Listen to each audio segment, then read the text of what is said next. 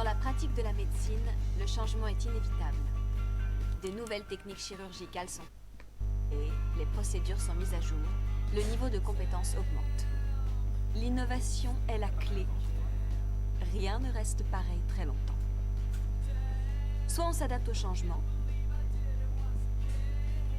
soit on reste en arrière.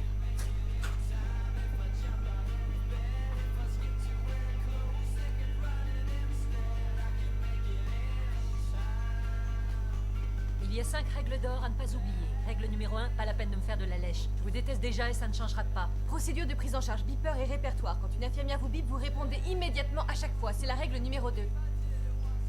Là, vous êtes censé me suivre. Votre première garde commence maintenant et finit dans 36 heures. Vous n'êtes rien, personne, tout en bas de la chaîne alimentaire. Vous remplissez les fiches d'examen et les ordonnances et vous bossez une nuit sur 2 jusqu'à épuisement. Et vous vous plaignez pas. Les chambres de garde, dormez quand vous pouvez, où vous pouvez, mais avec personne. Pas avec un titulaire, surtout pas avec un titulaire. C'est une très mauvaise idée de dormir avec un titulaire. Où j'en étais? Règle numéro 3. Quand vous dormez, ne pas vous réveiller, à moins qu'un patient soit en train de mourir. Le patient n'a pas intérêt à être mort quand j'arrive, parce que sinon, 1, vous avez tué quelqu'un, et 2, vous m'avez réveillé pour rien. Je suis assez claire. Oui. Vous avez dit 5 règles, ça fait que 4. Et enfin, règle numéro 5, quand je bouge, vous bougez aussi.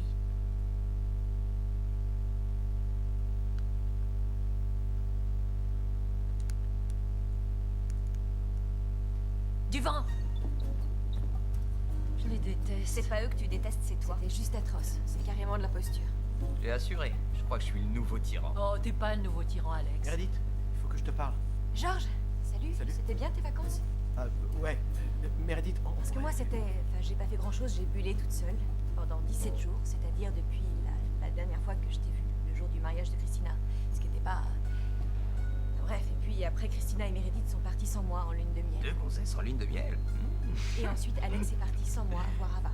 Je suis pas allé voir Ava. D'ailleurs, elle s'appelle Rebecca et il se trouve juste que j'ai roulé vers chez elle. Pourquoi tout le monde est triste et à cran? C'est moi qui me suis fait planter devant l'hôtel, non? Et ça va très bien, merci. Je suis allée en lune de miel à Hawaï et j'ai fait de la plongée. T'as fait quoi, toi? Meredith, il faut vraiment que je te parle. Hé, vous croyez où, là? C'est réservé aux résidents ici. Dehors, les internes. Ouais, dégagez les nouveaux. Petit morveux. Allez, cassez-vous. Allez, dehors les 007 en puissance. Ouais. Allez. Bon, j'y vais, à plus tard. Non, Georges, on disait pas ça pour toi. Je suis un notaire. Qu'est-ce que tu voulais me dire? Ça va être comme ça pendant 1 an. Il faut que Bambi se fasse une raison. C'est déjà énorme qu'il soit là. Ouais, lâche-le un peu. Tu rates ton examen, tu restes en maternelle. Il m'a même pas regardé en face. T'as vu Burke? Non. T'as vu Derek? Non. Quoi? Vous les avez pas vus depuis le mariage? Eh ben non. Et c'est tout ce que ça vous fait? Ouais. Ouais. Bah dis donc, soit vous êtes super forte, soit vous êtes complètement à la masse. Et voilà. Vos internes sont rentrés de vacances aujourd'hui. Ce ne sont pas mes internes, ce sont des résidents. Je suis libre. Oui, tenez, merci. Je dis ça parce que le docteur Young n'est pas au courant pour Burke. C'est moi qui vais devoir lui dire.